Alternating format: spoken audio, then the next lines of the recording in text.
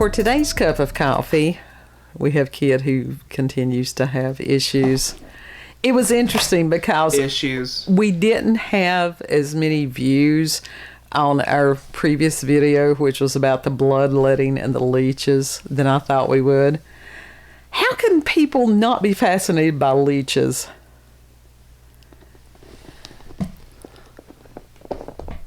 It's leeches. Who would be fascinated by leeches and not grossed out? I did find out that there are actually several supply companies that sell medical grade leeches, and they're expensive as fuck. They are expensive. Some of them. One of the ones I looked at, that it was for 4 to 5 leeches, it was like $80. Holy hell! Plus, then as far as the different specialty things that they need, like the containers, and there's some kind of gel that they ship them in. It's almost like suspended Slime. animation. I don't know. It may be it's sort of a slimy thing, but what they do, they can put them in like distilled water, and you've got to have some specialty kind of salt. It's not like you just go out here to a pond and collect them. But I don't know. They did that for thousands of years, and people, for the most part, survived. So anyhow, For the most part. when they weren't drained completely of their blood. Where is all their blood? But actually, that video... Why does he have no blood? That video, even as far as the subject matter... It should have got more views than it did. It was actually... We had a lot of fun with it, and it is hilarious because youngest kids' reaction to a lot of these things... Yeah, so if you were put off by the subject... it's really not as bad as you may be thinking. It's just making fun of something. Just watch it for the reaction then. Right. I mean, we have an odd sense of humor, and people are like, oh my God, they really are goth. Yes, we really are. And we find humor in things that other people are going, that's not funny. And it's like, oh, but it is. Uh-huh. It really is. Of course, I was the one that watched Pet Sematary back in the 80s when it first came out. The kitty sickle. Yes, I found it highly amusing. Not that the cat had been killed, because that was tragic, but the fact that it was frozen to the ground and that they were trying to remove it. And it was funny, and I laughed. And so the other people in the theaters looked at me strangely. Oh, it's kitty sickle. Well, it just kind of flew out of my mouth before. And my roommate, there was a reason this woman has not spoken to me since college, ever. So she had enough, and I don't blame her. I really don't, because it was odd. We're going to be talking about something that is non-medical related today. So that's a good thing. Okay. And hoping that Kid does not fall off of his saddle stool over here, because that would be bad. I ain't gonna fall off. And we have an article. We have an article by one of our favorites, Brent Swancer. God love him. We do love Mr. Swancer. We really do. We give him a hard time, but we really do love him. And Nick Redfern and all the other guys, their mysterious universe. Because they just, yeah. So we hope that lots of people go and view their channel and stuff, or it's actually their website. And this article is entitled The Strange Tale of the Cursed Village of Voices. Wow. Yeah, got your attention on that one. And of course the link will be in the description box. What was it again? What? What was it again? The title of the article, or? Yeah, the subject. The Strange Tale of the Cursed Village of Voices. The Cursed Village of Voices. Yes. So that's, you know. Do they got speakers hung up everywhere so they are constantly bombarded by voices? They don't need the speakers. They don't need the speakers. And so Mr. Swancer writes that in 1778, 2 English colonists by the names of Jonathan Randall Esquire and Obadiah Higginbottom. I actually went out with a guy one time who had the last name of Higginbottom. But Obadiah. That's a tragic last I could have name. named you Obadiah. That's a cool name. They evacuated their homes on the coast of Cranston, Rhode Island, in anticipation of a British attack during the Battle of Rhode Island in 1778, and settled on land in Pomfrey. It's either Pomfrey or it's Pomfret, Connecticut, where they would start a company called Higginbottom Linen Wheels, which supplied the surrounding areas with flax spinning. This would become the foundations of the humble village of Barrahack. I hope I have pronounced that correctly, which is a Welsh term loosely translated as the baking of bread. So that means since it's Welsh, I have probably mangled it. People, please spell these things phonetically. Bread. And it was, it was a modest settlement with just a few homes and farms. It had slave quarters, a community graveyard, and a water wheel powered textile mill, and that was about it. So it wasn't like it was a huge thing. Yeah. It was more of a collection of a few homesteads than the definition of a true village. And it would go on to gain the reputation, however, as a deeply haunted and possibly even cursed place. Cursed. Yeah, that's not good when you have something that's got background, because there is such a thing as that. Yeah, we live in a town that's got background. We do. That was because of the people that did the things that they did. That's what causes the ground to become cursed. Now, after the death of its founding families, the mill began to fall into disrepair, and the community eventually withered away. And sometime after the Civil War, it was completely abandoned, and so it became a feral, weed-choked collection of ruins, which is really sad. Weed-choked? Weed-choked. Not that kind of weed. I wasn't even thinking about that. I was like, right. What do you mean weed-choked? Mm-hmm.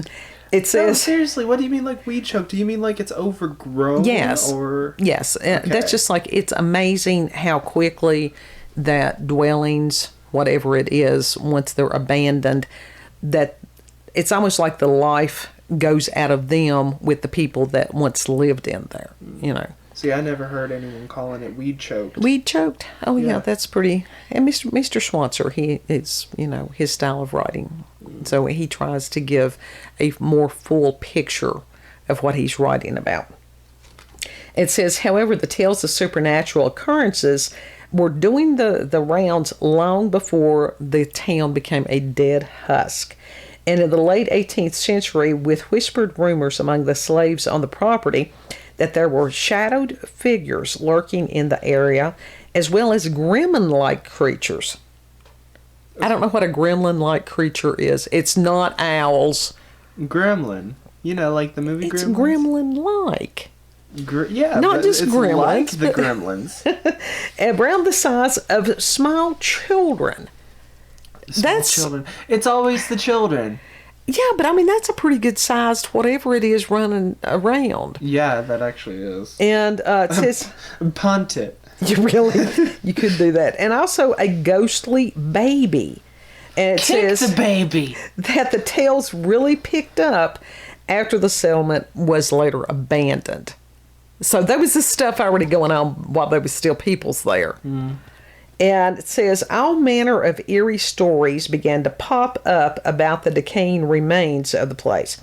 People snooping around the property would come back with stories of shadowy apparitions, the ghost of a bearded man, and the spirit of a very small child, as well as orbs and strange streaks of light dancing over the cemetery. Wow. But the most persistent phenomenon of all was the noise. Witnesses all the way to the present have described hearing disembodied talking, laughter, crying, screaming, the sound of wagon wheels scraping over the earth, the sound of the old mill creaking and turning, and farm animals. Oh, fuck that. I'd be moving out of there as soon as possible. A ghostly moo in the night. And it says there were also some less definable sounds. Speaking of moos, let's hope that the farmer beside of us found the missing cow. We can hope. And on occasion, the ruins allegedly come to life with the din of all manner of noises that make it almost seem as if it's still living, a thriving village, and the sounds of normal life are just echoing. And because of these noises, it has been nicknamed the Village of Voices. Rightfully so. Yeah, and sometimes that can be scarier than seeing things. Mm-hmm. And in 1927, Odell Shepard, see, I could have named you Odell, but I like Obadiah better. No. Mr. Shepard was a professor at Harvard and Radcliffe College, and he wrote, quote, "Here they had their houses represented today by a few gaping cellar holes, out of which tall trees were growing. But here is the Village of Voices. For the place is people still, although there is no habitation, yet there is always a hum and stir of human life. They hear the laughter of children at play. They hear the voices of mothers who have long been dust, calling their children into their homes that are mere holes in the earth. They hear snatches of song and the rumble of wagon wheels along the old road. It is as those sounds were able in this place to get around that incomprehensible corner, to pierce the mysterious soundproof wall that we call time." End quote. Damn. And such stories have drawn the attention of ghost hunters. Some of these expeditions stand out as particularly odd. And in August and October of 1971, paranormal researcher Paul Eno carried out an investigation on the property. And in his book, Faces at the Window, what a cool name for a book, he has stated, quote, "They made their way to the village, where they were immediately struck with several strange phenomena. They felt an overwhelming sense of depression, in the area. They heard the constant barking of dogs, lowing of cows, and the occasional human voice. And they noticed the complete absence of birds, which was rare for that time of year. After 2.25 hours of exploration, the group left and came back at 7:15 that evening. As they set up their recording equipment, they individually began to hear voices coming from the brook which ran through the village. The voices were of laughter, the laughter of children. The team returned again on October 30th and 31st with new team members to assure themselves that what they heard wasn't a group delusion. It turned out to be a very eventful evening. At dusk, the group lost its way while walking towards the burying ground. They all knew the way, but not one of them could find it. Exasperated, they turned to find one of their new team members frozen in place. He couldn't move forward and to the left and was sweating and breathing shallowly. All the members of the team tried to move him, but he would only move towards the right and backwards. What they later would learn was away from the cemetery. Oh, shit.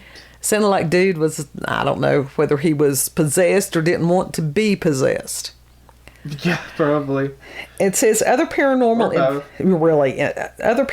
investigators since then have frequently reported the same sort of phenomena, and the ruins of Barahak have obtained an almost legendary status in the place as a place with very active paranormal activity. Lots of actives there. They could have done better on that one.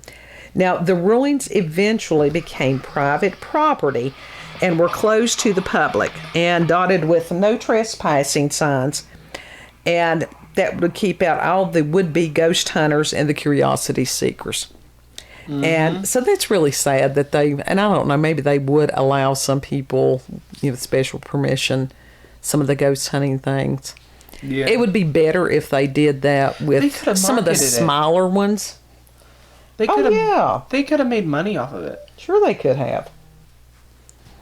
I think they still could. Yeah. Because... cash in on that. Sure. What is that one out west? Oh my goodness, it's another ranch where they have like the Wendigos. Was it Wendigo Ranch? Maybe. Or something like that? I have no idea. That they're supposed to have all the UFOs and everything? I know what you're talking about. I just can't remember the name of it. When I think about it, I'd say that they some monies. They could sell a T-shirt on something like that. Yeah. I'd buy a coffee mug. If our town was smart, You really? they could profit on that too. But no, they don't want to. No, they don't. They don't, because, and that's really tragic. So somebody, if you're in this area, tell these people, it's like, hey, you might want to let a few people in at a time. If you know. If you know, you know. Yeah. I don't know, maybe they're afraid that somebody would get hurt. But even if somebody was on the property and they had them sign a disclaimer, they wouldn't have to worry about it. Yeah. So maybe it's cottage industry number 2. Yeah. And there's an idea that the land may be cursed by a native tribe that was once there. There's another idea that it's a thin spot between alternate realities. And another one that's saying that what is happening is in a parallel dimension of another time or place, which I can see that. Another thing that seems to me to be the same thing as a time slip, this parallel dimension. Yeah. Or the case of residual haunting, which that happens quite often. And it's just like, for those who remember what a VHS tape was, it's like, pressing rewind and then playing. Yeah. It's not what is, it's what was. Mm-hmm. So I still got many tapes. Yeah. Well, you like the VHS. I do. So that was a pretty cool thing about the Village of Voices. That was actually pretty cool. Yeah. That's a good campfire story. And you know what? Mr. Swancer did an excellent job writing that. He wasn't quite as flowery as he normally is. Yeah, he toned it down quite a bit, and it was nice. And he wrote that on January 11th of 2022. So maybe he's listening somehow. Well, we have never been hating on him. We never have. I like it. It's just I like the toned down flowery because he is an excellent writer. It's just sometimes it's a little too flowery. It is. It's on some of it. It's a matter of cut to the chase. Mm-hmm. More so, and you don't have to be totally dry. No. And there's a lot of things that are. It's like it sounds better in your head when you're reading a book than when you're orating. Yeah, exactly. Because that can, especially if you got an accent like mine. Or if you just don't like to read out loud most of the time. Well, when it's something... Because it's not often that people actually read out loud. That's why I love audiobooks. I really do. And you've got some excellent voice actors, and then you've got some like that last dude, and I'm like, oh my God, just wanted to slap him. I really did. You were so offended by that reading. I wasn't offended. It was just that... No, you were like, it was so bad you were offended. Oh, everything, his context and his inflection, all of it was wrong. Everything that it sounded condescending, snarky, when what was being said in the actual writing was not. And yes, I'm in the kitchen cussing loudly.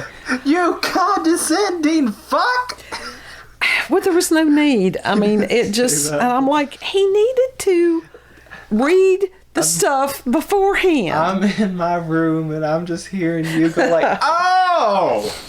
No, it's pronounced this way. Well, it wasn't. Yeah, you corrected it. It was such a good book. And for him to be a professional, we're not professionals. We are not professionals. Like anybody had doubt about that. For somebody to be a professional voice actor or that reads books professionally, read the stuff beforehand so that you know where the inflection is. You can't do a cold read on things like that unless you already know the material. Now, like Edgar Allan Poe, and then there's 1,002 ways that you can do interpretations on Poe, who I love dearly. But the Village of Voices, what a cool thing that would be. They could do like limited tours. Yeah. Like 5 to 7 people's. Mm-hmm. Like I said, let them sign a disclaimer. If we file down, we're not going to sue you. Yeah, pretty much. So, I'd like to visit. I would like to visit. I think that would be really interesting. You know, I don't know that I'd want to see the shadow peoples. I'm not a fan of the shadow peoples. I'll see them. That's like Bunnyman Bridge. They like prevent people from visiting there too. Because as many people that would be curious and truly want to enjoy the paranormal phenomena, there are people that are always looking to tear shit up, and I don't know why. Yeah. And they have to ruin it for everybody. Yep. Pretty much. It's so sad. It is sad. It's remarkably sad. The state of our world today. That's for another cup. If you have had experiences with the paranormal, supernatural encounters with UFOs, aliens, cryptids, Huggies, snuggies, if you have a town near you, or if you've heard as far as like ghostly voices or sounds from the past, if you have local, regional, family, myths, legends, send us an email, cupofcoffeewithscream@gmail.com. And we appreciate everybody having a cup of coffee with us, taking the time to listen. Honestly, go back and listen to the one about the leeches. It really is funny. It's not that gross. It's called Bloodletting, with leeches. Because I was excited. I truly was. But seriously, I think you could have left the leeches part out, but you know. Well, but that's the fun part. Yeah. Cottage industry, raise medical leeches. Yes. Let's bloodlet together. I may actually include the link that I found for the medical leeches in case Bloodletting for the whole family. That's what you should have named it. Bloodletting for the whole family. I probably should have. But I was excited about the leeches. Anyhow, because I think it's cool. It's interesting. It is. So I thought it was hilarious. Go back, watch that one, or listen to it rather. They ain't nothing to see. It's just watch that one. Yeah, just listen to it. Yeah, and it's pretty funny. It honestly is. Yeah. It's not as gross as you're thinking it is. So you all have a beautiful, blessed day, and we will see you on the next cup. Don't forget to like, share, comment, and most of all, subscribe and click that little notification button thing.